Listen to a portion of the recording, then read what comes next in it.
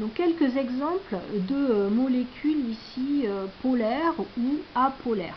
Donc par exemple, la question ici qui va se poser, c'est de savoir si une molécule est polaire ou apolaire.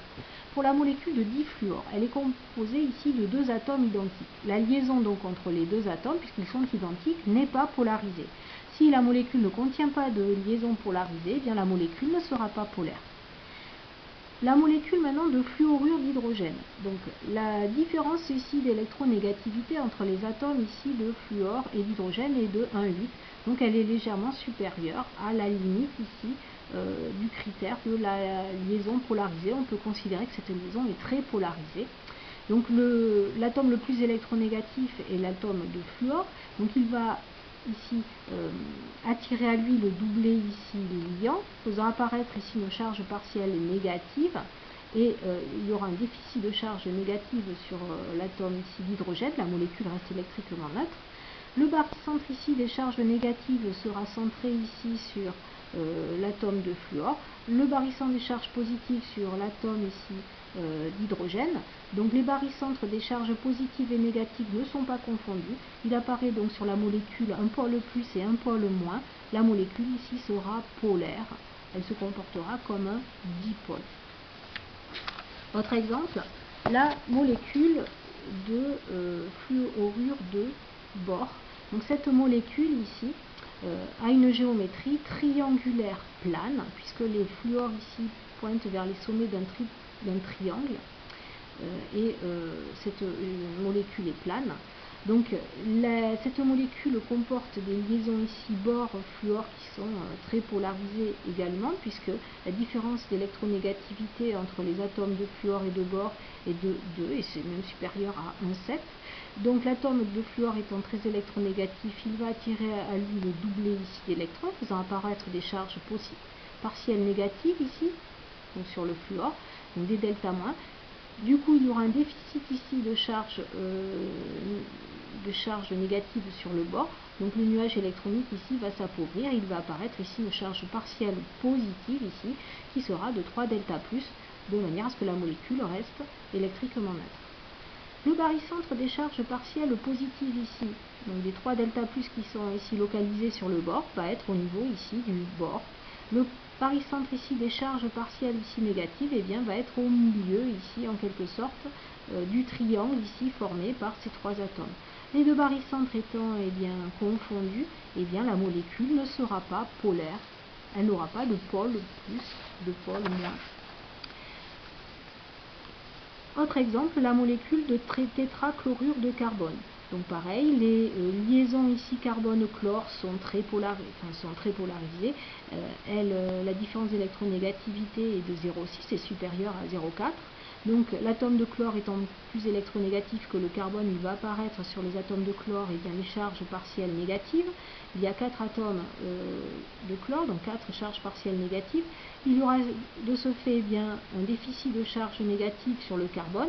Donc 4 charges partielles ici positives vont apparaître sur le carbone. Puis ensuite, il faut évaluer bien les positions des barycentres, des charges positives, donc ici sur le carbone, et des charges négatives ici. Donc compte tenu de la géométrie ici de la molécule, vous imaginez ici que les atomes d'hydrogène sont remplacés par des atomes de chlore, et bien le barycentre des charges positives, des charges négatives portées ici par chacun des atomes qui pointent sur les sommets du tétraèdre va être au niveau du centre du tétraèdre, donc aussi au niveau ici de l'atome ici de carbone.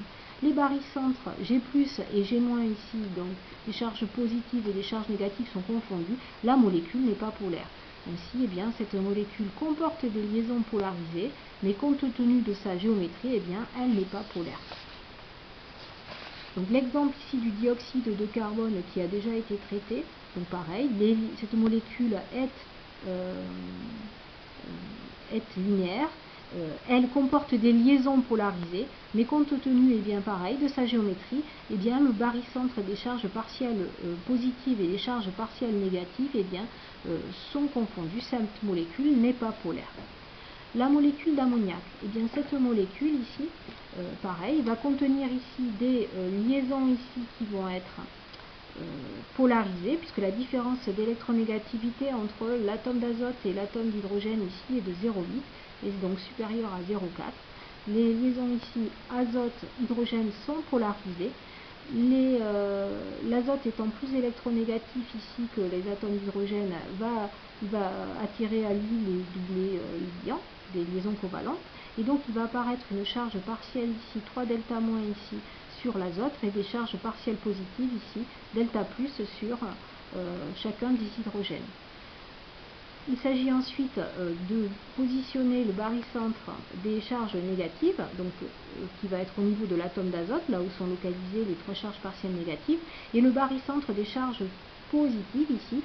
Donc ici, voilà la molécule d'ammoniac. Les atomes d'hydrogène ici portent chacun une charge partielle ici positive. Et bien le milieu ici, le barycentre de ces charges partielles positives va être au niveau ici de la projection de l'atome d'azote ici sur le triangle, sur le plan formé par les 3 atomes ici d'hydrogène.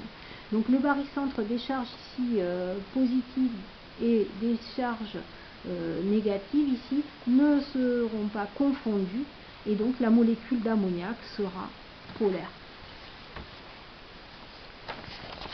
La molécule de méthane, donc compte tenu ici du fait que les liaisons carbone-hydrogène sont très peu polarisées, eh bien cette molécule ne sera pas considérée comme étant polaire.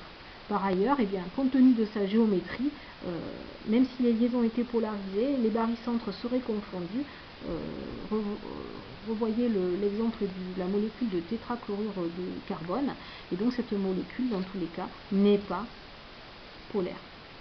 Ensuite, dernière molécule, donc cette molécule ici qui a la géométrie particulière d'être une géométrie triangulaire plane, et bien comporte ici des liaisons ici carbone-carbone qui ne sont pas polarisées, puisqu'ici on a 2 atomes identiques. Seule la liaison ici carbone-oxygène sera polarisée. L'atome d'oxygène est plus électronégatif que l'atome de carbone.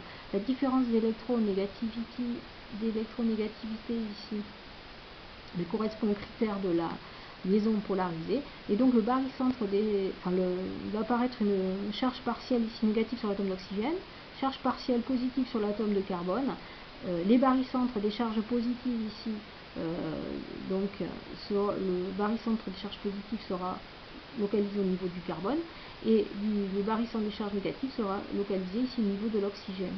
Les 2 barycentres ne sont pas confondus, et en conclusion, cette molécule ici sera polaire.